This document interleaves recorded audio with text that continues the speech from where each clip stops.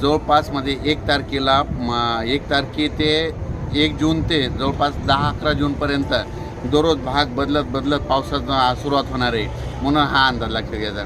सुरुवातीला बघायचं झालं तर 1, 2, 3 तारखेला राज्यामध्ये सातारा, सांगली, पुणे, नाशिक, मुंबई, नगर, सोलापूर, उस्मानाबाद, लातूर या भागापर्यंत पावसाला सुरुवात होईल, म्हणजे 1, 2, 3 जून दरम्यान.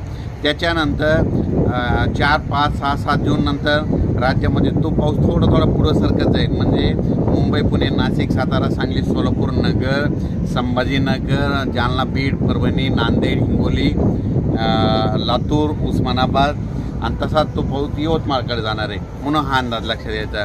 त्याच्यानंतर 5, 6, 7 जूनच्या दरम्यानमध्ये तो पाऊस परत आणखीन पुढं, म्हणजे सातारा, सांगली, सोलापूर, पुणे, नाशिक, मुंबई, तसेच नगर, पुणे, औरंगाबाद, त्याच्यानंतर बीड, परभणी, लातूर, हिंगोली, वाशिम, नांदेड आणि त्याच्यानंतर बुलढाण्यापर्यंत 7 तारखेपर्यंत तो पाऊस सुरुवात होईल.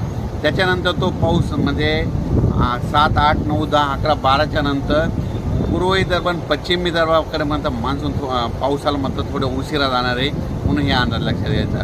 कारण की पूर्व विदर्भात 7 तारखेच्या नंतर थोडा पाऊस सुरू होणार आहे, म्हणून हे अंदाज लक्षात घ्यायचा. एकंदरीत परिस्थिती बघायची झाली तर राज्यामध्ये मान्सून म्हणजे केरळमध्ये मान्सूनला 31 आणि 1 तारखेला चांगलं पोषक वातावरण तयार झालेलं आहे आणि पोषक वातावरण राहील. त्याच्यामुळं आपल्या इकडं पाऊस चांगल्या तऱ्हेने पडणार आहे, म्हणून हा अंदाज लक्षात घ्यायचा.